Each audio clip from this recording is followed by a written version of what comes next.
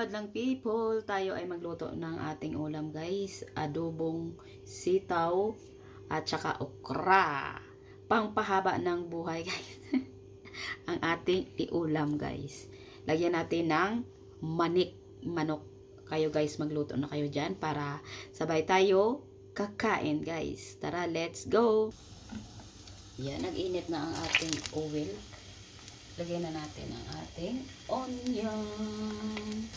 Sunod ang garlic guys. Magluto na kayo dyan para sabay tayo kakain guys. Lagay na natin ang ating sili para masarap ang ating adobong sitaw at okra. Ang sabaw-bango. Pag mabango na guys, ilagay na natin ang manok. Dapat ito guys ay ilagay ko dito guys sa aking sitaw. Adobo ay baka, pero kahapon ay baka din. Ngayon ay iba naman, hindi always baka guys. Manok naman guys, no? Hello madlang people, luto na kayo dyan guys. Tayo ay magkainan na pagtapos luto guys. Nagutom ako guys. Kasi nagda-diet ako guys. Tapos ilagay na natin ang ating sitaw.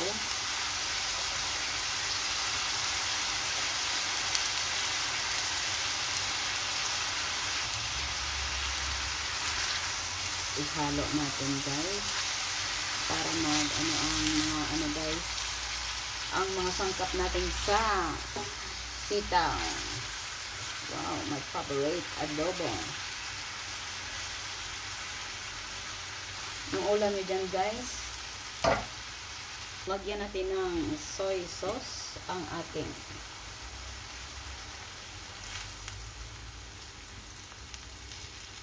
yan, para masarap.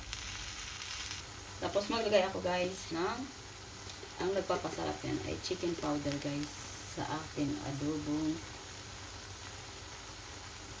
adobong sitaw. Yan ang masarap. Tapos maglagay ako ng black pepper.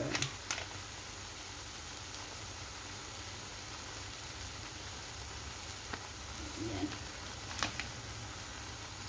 Tapos ilagay ko na ang aking okra guys. Ay konti lang yan guys. May nakita ko doon sa rep. Ilagay ko na lang guys sa aking adobong sitaw kasi sayang, di ba? Sayang yun guys. At saka healthy yan ang okra guys. Ang mahal pa dito guys sa amin ang okra, 1 kilo 200 lira. Huwag nating sayangin. Mahal ang bilihin.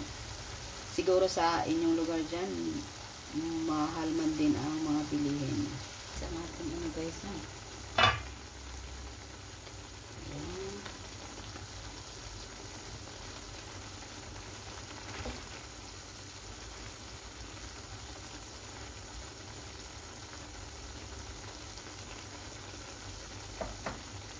Guys, ilagay ko na guys ang aking vinegar at may ako guys, ikindagay asukal para pang balance sa lasa ng ating adobong sitaw. Nasa inyo na yun kung maglagay kayo guys ng tawag yun, asukal o hindi.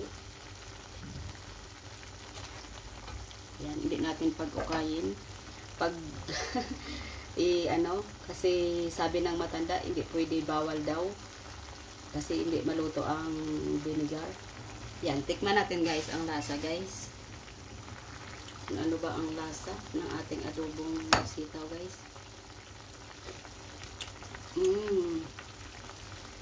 Masarap guys. Hindi na ako naglagay ng asin guys kasi ang soy sauce at saka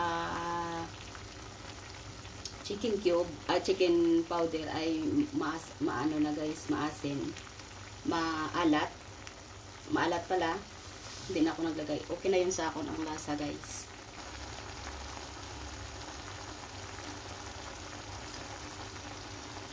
Yan guys, ay luto na po yan ang ating adobong guys, sitaw na may okra at saka manok.